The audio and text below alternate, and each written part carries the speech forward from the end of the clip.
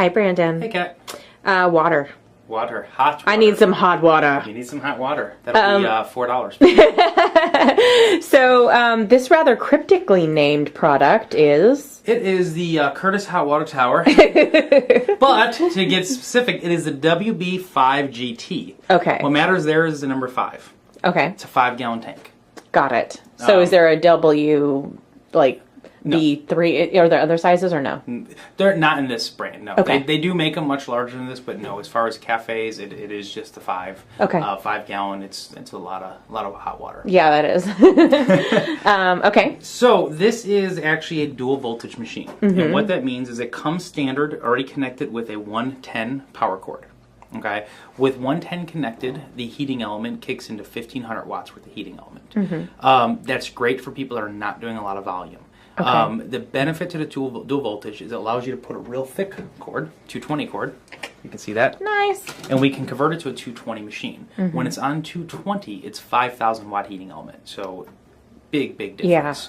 Yeah. Most cafes that are going to be using this in production should be on 220. Okay. However, again, if you're just looking to add on, if it's very small setting, 110 can at least get the job done. So if I'm making a combination of tea and pour overs, like how many in a day would I need to go to 220? I don't know how many, how to necessarily quantify it like that. Okay. I will say on the 110, it's very hard to pull water back to back. Okay. At temperature. It's very hard if you pull out 16 ounces of water on a 110 machine. You have to let it sit for, I don't know, a minute or two before it's back up. Okay, so if you're in an environment where your pour over or tea requests are coming in, trickling maybe no more than 10 minutes apart, or less than 10 minutes apart, you're probably fine with... Then the 120 is just fine. Okay, so why don't you take me through this fancy little screen? It's a very simple thing. One of the cool things it has here is actually an aeration button. Okay. So you can actually, if you listen...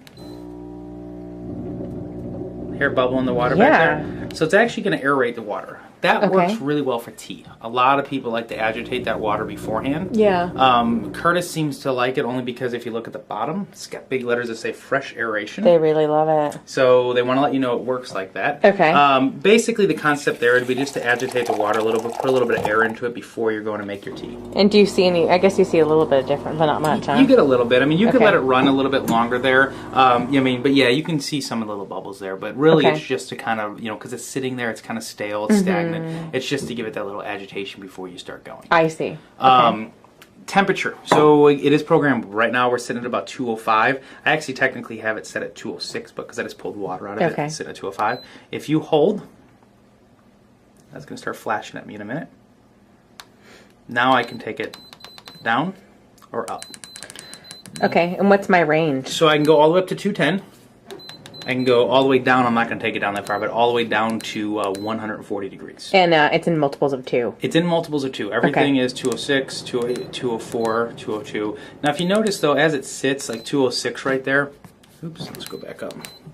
206 is going to be right there, but if you notice, as I started pulling out, it kind of kicks down to 205. I see. So you're going to be in that range from that standpoint, but everything is in multiples of 2. Cool. General concept, going up is easier than going down. So if you change it down, you should pull some water out. You have to pull a lot of water out. Yeah. As we're sitting at, say, 204 and we go to 210, it's easy. I hit it, it goes right up. But when we were just at 206 right there to try to drop it down to 202, I probably got to take over 33% of that water out. Just to get cold water in there and bring it down. Yep. Cool. So that does take a little bit of time from that standpoint. Okay. Other than that, it's a very, very simple system. This goes great in tea shops. A lot of tea shops have these type of things. In the coffee shop world, it's pour over bars. Nowadays, with all these Chemexes that we're doing and the Harios and all that, if you want to do individual presses. Individual presses, French presses. It's a lot better than trying to pull it out of an espresso machine. Yeah. It's at a set temperature. 2, I don't know if you just noticed the flow rate there. Yeah. But again, I mean, look how much more water's coming out. It's just easy to use. It's up to temperature, automatically wherever you set it. When you go to do something like, say, pour over a Chemex, you're going to take one of those little goosenecks, kettles.